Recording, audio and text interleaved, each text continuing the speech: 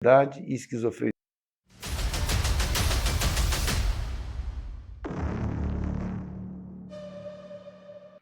Olá, veremos agora a comunicação não verbal e transtornos psicopatológicos, em particular a depressão, ansiedade e esquizofrenia. A comunicação não verbal na depressão. Nos quadros depressivos de intensidade moderada ou grave, há, de modo geral, uma redução da expressividade afetiva, da expressividade na comunicação não verbal. O contato ocular com as outras pessoas é diminuído nos quadros depressivos graves. O paciente gravemente deprimido tende a não olhar ou a evitar a face e os olhos do interlocutor.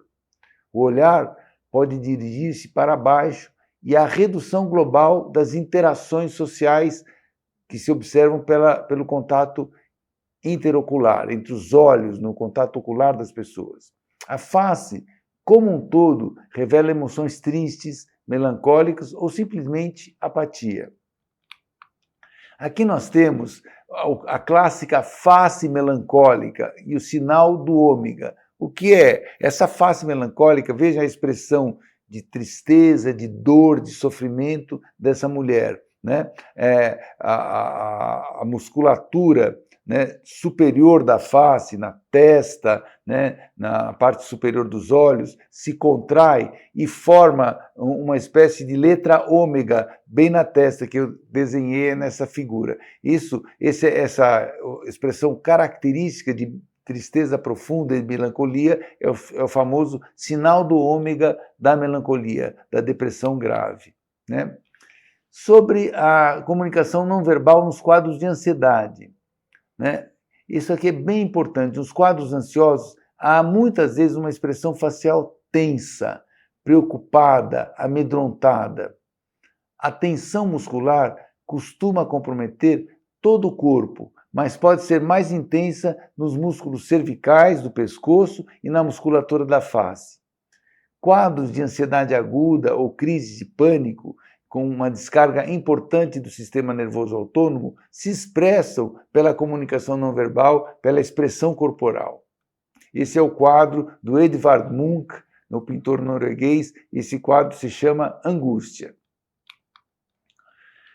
Na ansiedade, a comunicação não verbal é influenciada pela chamada descarga simpática do sistema nervoso autônomo, né? Nessa descarga simpática, há uma clássica reação de lutar ou fugir, to fight or to flight, que é a reação de alarme do organismo. Então, situações agudas de ameaça intensa, com medo arrebatador, revelam manifestações físicas, como, por exemplo, vasoconstrição cutânea, né, a vasculatura mais da pele, né, mais periférica, mais externa, ela se contrai, esses vasos. Então, com essa contração, principalmente das artérias, das arteríolas, né, da pele, a palidez na face, né, a midríase, ou seja, dilatação das pupilas, podendo haver também ereção dos pelos corporais, assim como aumento do ritmo cardíaco, que o paciente pode perceber como uma batedeira no peito, disparo do coração, né? Nas mãos e pés pode ocorrer um suor frio, assim como tremores das extremidades, tremores dos dedos, das mãos, dos lábios, e o paciente pode sentir sua respiração como dificultosa, incômoda, às vezes uma sensação de sufocamento. Então, essas reações físicas todas na ansiedade ocorrem pela descarga do sistema nervoso autonômico simpático, né? Então, e isso produz uma expressão corporal típica, né, do indivíduo extremamente ansioso. A voz também pode ficar tensa, hesitante, projetando-se, às vezes com dificuldade, tornando-se de compreensão difícil na pessoa muito, muito ansiosa, né? Ainda sobre a comunicação não verbal na ansiedade, as pessoas com ansiedade social, por exemplo, com fobia social, uma ansiedade muito grande desencadeada por contato com grupos, o indivíduo vai falar em grupo, vai dar um seminário na sala de aula, ou vai numa festa que não conhece bem as pessoas, né, no encontro, né? As pessoas com essa ansiedade social são muito sensíveis às reações e às expressões faciais dos outros, sobretudo de mínimos sinais negativos percebidos de pessoas que são consideradas como importantes ou dotadas de uma significação superior, autoritária, ameaçadora, o chefe, né? Essas figuras de autoridade, né? As pessoas com essa ansiedade e fobia social são marcadamente sensíveis à exposição de faces críticas ou bravas em direção a elas. Então, elas têm um estado de hipervigilância, com uma atenção acentuada, contínua e hiperativa em relação ao exterior, sobretudo perante estímulos ameaçadores ou potencialmente ameaçadores, o que é uma verdadeira marca das pessoas com acentuada ansiedade social. Falando agora sobre a comunicação não verbal na esquizofrenia, nos pacientes com esquizofrenia. Já no final do século XIX, comecinho do século XX, os escritos clássicos dos grandes psicopatólogos Emil Kraepelin e Eugen Bleuler, né, eles já faziam descrições de pacientes com experimentar emoções desagradáveis, intensas, não expressavam claramente tais sentimentos através do corpo. Eles pareciam não conseguir emitir sinais exteriores de tais emoções. E a gente sabe hoje que na esquizofrenia deve-se distinguir dois estados em relação à comunicação não verbal, em relação a toda a clínica, né? E em particular em relação à comunicação não verbal. Os quadros agudos, os surtos psicóticos agudos, né? E os estados crônicos, os quadros crônicos de psicose. Né? Nos estados ou episódios agudos, né? Nos surtos psicóticos, né? Nas fases iniciais da esquizofrenia, né? A gente vai observar alterações da comunicação não verbal relacionadas ao tipo de episódio agudo. Por exemplo, nos quadros psicóticos mais paranoides, com delírios de perseguição, ideias de perseguição, alucinações auditivas com conteúdos de perseguição, são observados gestos e movimentos faciais que indicam um estado intenso de medo e desconfiança, relacionados a vivências paranoides como delírio de perseguição e vozes ameaçadoras. Nesse episódio agudo, agora com desorganização mental e comportamental intensa, então não há tão intensamente o quadro paranoide de perseguição, mas mais a desorganização da mente, né, dos processos mentais, cognitivos, do pensamento, né, com desorganização também comportamental. Isso vai se expressar nos gestos e nos movimentos, que vão indicar, vão revelar essa desorganização.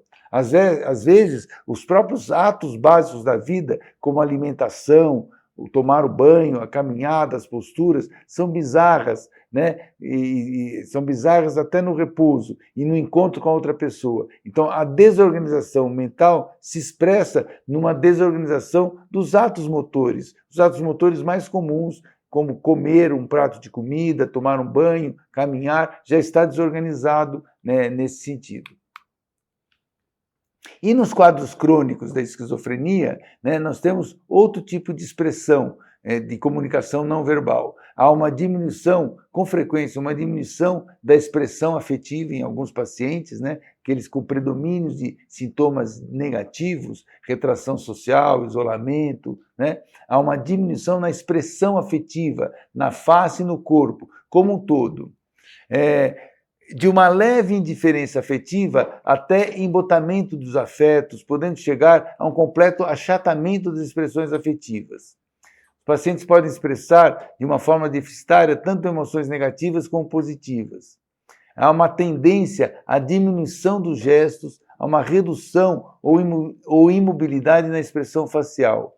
Podem apresentar estereotipias faciais, como alguns pacientes, sobretudo com quadros catatônicos, né? Com caretas, piscamento amplo dos olhos, movimentos bucais, né? Que pode também se revelar a chamada discinesia tardia. Ainda sobre a comunicação não verbal na esquizofrenia, nós podemos dizer que há um empobrecimento das inflexões vocais em uma parte dos pacientes, sobretudo aqueles com sintomas negativos. Há uma diminuição dos movimentos espontâneos e uma diminuição do contato ocular. Estudos bem conduzidos indicam que pessoas com esquizofrenia já estabelecida apresentam menos expressões faciais diminuição da troca de olhares, além de gestos e posturas não usuais, às vezes bizarras. Isso é uma parte dos pacientes com predomínio de sintomas negativos, né?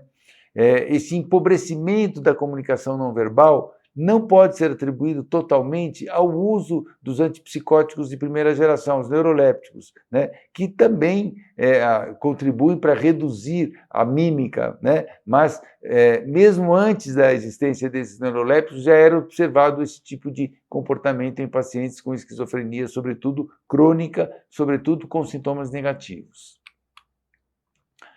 Ainda a comunicação não verbal na esquizofrenia, as pessoas com esquizofrenia tendem a apresentar menos comportamentos pró-sociais e de afiliação, né? Por exemplo, de inclinação lateral da cabeça, levantar as sobrancelhas, sorrisos, movimentos afirmativos com a cabeça, o chamado yes nodding, né? E menos gesticulação. São aqueles comportamentos quase que automáticos, pró-sociais de interação social, né? Em alguns pacientes com esquizofrenia, uma redução desse tipo de comportamento. Além disso, tais pacientes revelam menos comportamentos não verbais de relaxamento, por exemplo, rir de uma maneira mais relaxada, cruzar os braços relaxadamente, soltar o corpo na cadeira, né? Os déficits expressivos na esquizofrenia tendem a se correlacionar com o prognóstico, ou seja, quanto mais empobrecido esses aspectos expressivos, pior o prognóstico, né? Por exemplo, quanto mais o contato ocular o paciente apresenta, uma tendência à melhor evolução. Quanto menos contato ocular, uma tendência à pior evolução do transtorno. Né? Eu mostro nesse slide esses quadros desses gatos, né? Esse é um pintor inglês, britânico, o Louis Vain, né, que ele teve tardiamente uma esquizofrenia. E vocês veem o primeiro quadro, o gato, muito desenhado de uma maneira muito realista, né, e o gato vai se transformando ao longo da evolução da própria esquizofrenia desse pintor. Né? A gente pode dizer que pessoas com esquizofrenia também tendem a perceber os sinais de comunicação não verbal emitidos por outras pessoas do ambiente como com um viés marcante de interpretação. Quando apresentam, por exemplo, quadros paranoides, persecutórios, intensos, percebem em detalhes da mímica e da voz dos outros, que muitas vezes emitiram apenas sinais neutros, sinais ameaçadores, é uma falsa percepção. Aquele sinal neutro é percebido como um sinal ameaçador, com conteúdos de desprezo, de ameaça ou de condenação em relação a eles. Pesquisas também indicam que pacientes com esquizofrenia têm performance relativamente ruim em tarefas de reconhecimento do afeto facial, tendendo a perceber menos holisticamente a face dos outros. Né? Uma certa dificuldade perceptiva também na comunicação social, na cognição social. As dificuldades em expressar emoções na esquizofrenia se associam a uma tendência a perceber de forma demasiadamente intensa e distorcida sinais não verbais mínimos das emoções alheias. Né? Tais dificuldades em decodificar os afetos faciais corretamente têm sido atribuídas por alguns autores a possíveis alterações no córtex parietal direito das pessoas com esquizofrenia. Muito obrigado.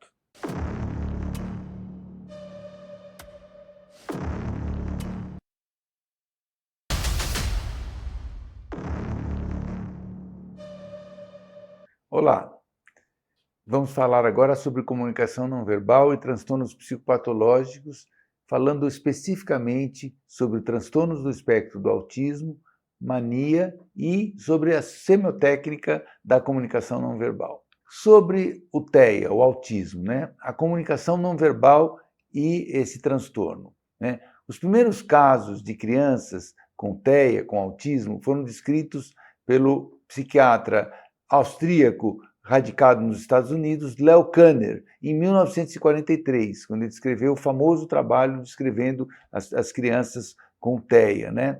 Nesses trabalhos, ele verificou que as crianças revelavam já redução das respostas ao ambiente. Notou que essas crianças tinham graus, às vezes, acentuados de ausência de interesse por seres humanos. Isso é algo que está no texto do Leo Kanner. Né? Nesses primeiros trabalhos, ele verificou também que as crianças, foram 8 crianças que ele descreve detalhadamente, essas crianças tinham evitação do contato ocular com outras pessoas. Também foi percebido que tais crianças preferiam brincar sozinhas do que brincar interagindo com outras crianças, né?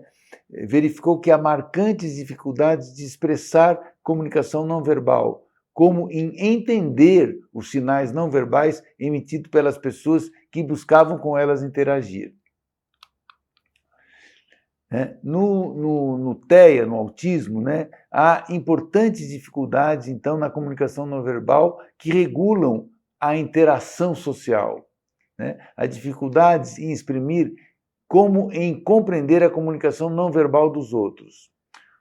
Muito marcante no TEA, é com extrema frequência um contato ocular ausente ou inconsistente. A criança, às vezes, já bebê, com meses de vida, ela não estabelece contato ocular com o seu interlocutor e não mantém esse contato ocular. E ao longo da infância, às vezes ao longo da vida, a pessoa com TEA tem dificuldade em ter esse contato ocular, que é muito fundamental para a interação entre as pessoas. Também os sorrisos socialmente dirigidos podem não existir ou serem apenas frustros e descompassados. Na interação com outras crianças, Leo Kanner notou que as crianças que ele começou a descrever como tendo TEA, elas como que atravessam pelo grupo das outras crianças, como se as outras crianças não estivessem ali. Tem uma dificuldade na ressonância afetiva também com as outras crianças. Também ele notou a ausência de postura antecipatória no contato, a ausência daquela reação afetiva corporal, não verbal, de estender os braços para o abraço, quando alguém se dirige afetivamente a ela. Às vezes, com uma resistência ao toque e ao abraço mesmo. Também, hoje se conhece bem que no TEA você tem comportamentos repetitivos, estereotipias motoras. Você observa no comportamento não verbal da criança. Ela tem balanceio do tronco, fica balançando, às vezes, mais ou menos tempo, o balanceio do tronco, o andar na ponta dos pés, balançar as mãos como se estivesse batendo asas, o famoso flapping, faz assim com as mãos, e, às vezes, emissão de ruídos e estalos com a boca e com as mãos. Nesse slide, nós vemos 2 imagens, de uma pessoa normal e de uma pessoa com TEA. Do lado da pessoa normal, é um tipo de técnica de estudo de aonde você dirige o seu olhar. Então, tem uma filmadora filmando o rosto da pessoa, e é mostrado o rosto de outra pessoa. E com a filmadora e um trabalho computacional de análise dessa imagem, se verifica para onde é dirigido o olhar da pessoa. Numa pessoa neurotípica, sem TEA, há uma tendência natural, espontânea e muito, muito frequente de quando você olha para o rosto de uma pessoa, o seu olhar se dirige para 2 lugares principalmente. O volume maior do seu olhar, do movimento do seu olhar, é para os olhos da outra pessoa e para a boca. Isso é quase que instintivo, natural. Você olha para os olhos e olha para a boca do rosto do seu interlocutor. Já no TEA, isso não acontece. Você vê na figura do Autism Spectrum Disorder, o transtorno do espectro do autismo, as marcas dessa cruz verde estão fora do rosto e tem uma marca aí na boca, mas nenhuma marca nos olhos, desviando o olhar, evitando o contato ocular com seu interlocutor. Isso é bastante típico do comportamento ocular de pessoas com TEA. Ainda no TEA, as pessoas com TEA podem não expressar esforço ou habilidade em compartilhar a alegria de algo bom que eventualmente acontece. Não são todas as pessoas com TEA que têm isso, mas é frequente, A dificuldade em expressar seus interesses e conquistas para as outras crianças e os outros adultos. geralmente não iniciam interações com seus pares através do mostrar, pegar ou trazer coisas para que os outros vejam, ou ainda apontar para objetos de interesse e se certificar com o outro também, que o outro também se interessa por isso, a chamada expressão conjunta, a atenção conjunta. Obviamente, algumas crianças, uma parte das crianças e dos adultos com TEA tem essa capacidade, mas nem todas. Parece não ter o interesse e as habilidades para responder efetivamente às aproximações sociais feitas pelos outros. E essas aproximações sociais se revelam principalmente através da comunicação não verbal. Em relação à voz e aos elementos sonoros da comunicação verbal, pessoas com TEA, né, de alto funcionamento, que eram antigamente chamados de Asperger, né, desenvolvem uma linguagem, têm condições de desenvolver linguagem, conseguem desenvolver uma linguagem verbal, mas tendem a apresentar um aspecto peculiar dessa linguagem, uma voz que é descrita como uma voz mais monótona, ou de afinação mais alta, afinação mais baixa, mas caracteristicamente mais monótona, com menos variação, e um falar com um volume mais baixo, também é frequente. Às vezes, a voz do paciente com autismo se assemelha à de personagem de desenho animado ou de um robô, né? Essa monotonia ou essa peculiaridade da prosódia e da voz da pessoa com TEA. Pessoas com TEA, com autismo, têm déficits no reconhecimento de faces, da expressão emocional em faces. Tais déficits não correspondem a um simples atraso no desenvolvimento, mas tendem a ser mais persistentes, sobretudo em pessoas que não recebem um tratamento especializado e adequado. Em casos de maior gravidade, né, a TEA não verbal, por exemplo, a compreensão de expressões faciais, vocais e corporais pode estar gravemente reduzida. Ao que parece, o reconhecimento de emoções mais complexas, como, por exemplo, orgulho ou constrangimento, é bem mais difícil que o de emoções simples, como alegria e tristeza. Entretanto, cabe salientar um aspecto, que nas últimas décadas, com o desenvolvimento de abordagens terapêuticas mais específicas e eficazes, como a chamada terapia ABA, TIT e outras técnicas, tem sido verificado que algumas pessoas com aspectos das dificuldades comunicacionais, né, com autismo, podem ser reduzidos essas dificuldades com o desenvolvimento de estratégias alternativas, originais, para incrementar e melhorar a qualidade da interação e de comunicação. Ou seja, esses aspectos descritos no TEA podem ser modificáveis com uma terapêutica adequada, com técnicas terapêuticas adequadas, realizadas de uma maneira com uma certa intensidade, né, uma frequência, com profissionais bem capacitados. Vamos falar agora sobre a comunicação não verbal e os quadros de mania no transtorno bipolar, né? Nas fases de mania do transtorno bipolar, há um conjunto de elementos da comunicação não verbal bastante característicos. O comportamento global do paciente é muito ativo, né? É muito, geralmente alegre ou eufórico, às vezes irritável. O indivíduo em fase maníaca interage com seu interlocutor logo ao conhecê-lo, de uma maneira, vamos dizer assim, fácil, como se ele fosse um amigo íntimo, né? A proxêmica, a distância entre as pessoas, está alterada, né? O paciente se aproxima de pessoas desconhecidas, podendo não respeitar a distância mínima de corpo com corpo que a cultura geralmente exige, né? Há uma perda dessa distância mínima, né? A psicopatologia alemã descreveu tal sintoma com o termo alemão Distanzlosigkeit ou Abstandslosigkeit, ou seja, perda da distância espontânea, né? Culturalmente determinada entre duas pessoas. A pessoa em mania chega muito perto do interlocutor, assim, uma distância que culturalmente a gente acha estranho, né? Uma pessoa que não te conhece chega quase a te tocar, assim, muito próximo, né?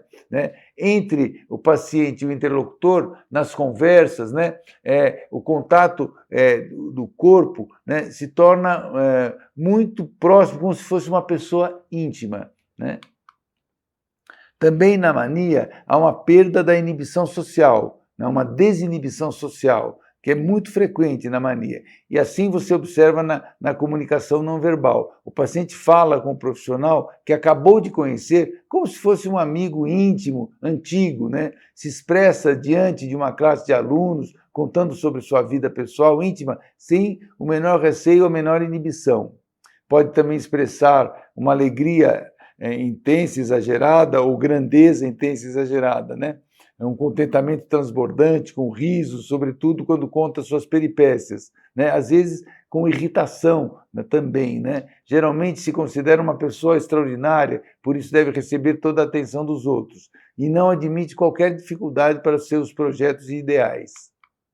No começo do quadro de mania, através da comunicação não verbal, nós podemos verificar, né, que no início desse quadro, além da diminuição da necessidade do sono, o indivíduo se veste com roupas mais chamativas, às vezes provocativas sexualmente, né? Vai usar mais esse tipo de roupa, vai usar mais maquiagem, vai mais adereços, e isso vai chamar a atenção. É comum que o paciente com mania acorde muito cedo pela manhã, manifestando uma hiperatividade ruidosa, já acorda muito ativo, né? Andando de um lado para o outro, canta, sobretudo se for uma pessoa religiosa, prega para os outros, né? Entoa os hinos da igreja, canta canções, tem uma loquacidade quase inesgotável, falante, com condutas diversas e às vezes escandalosas. Na mania ainda, os seus movimentos às vezes são incessantes, acelerados, faz barulho, vestido de forma descuidada, colocando várias camisas, saias, umas sobre as outras, né? A mímica pode se exprimir de uma forma exagerada, né? Expressando as emoções de uma maneira exagerada, né? A fala pode ser acelerada, em voz alta, às vezes com gritos, insultos ou declarações e declamações veementes. A aceleração de todas as esferas psíquicas, de todas as funções psíquicas e comportamentais, a aceleração da ação, do pensamento, das lembranças e representações na imaginação. O ritmo global é não apenas acelerado, mas exagerado e descompassado. No início do quadro maníaco, ele está animado, alegre, acelerado, com ideias grandiosas. Com o passar dos dias e das semanas, as pessoas que lhe são mais próximas passam a colocar limites aos seus atos, negando-lhe dar dinheiro, censurando o que fazem, né, fazendo críticas, e isso pode mudar o estado global do paciente, de um estado de alegria e excitação para um estado de irritação, podendo agredir pessoas com que ele interage e lhe coloque limites ou oposição.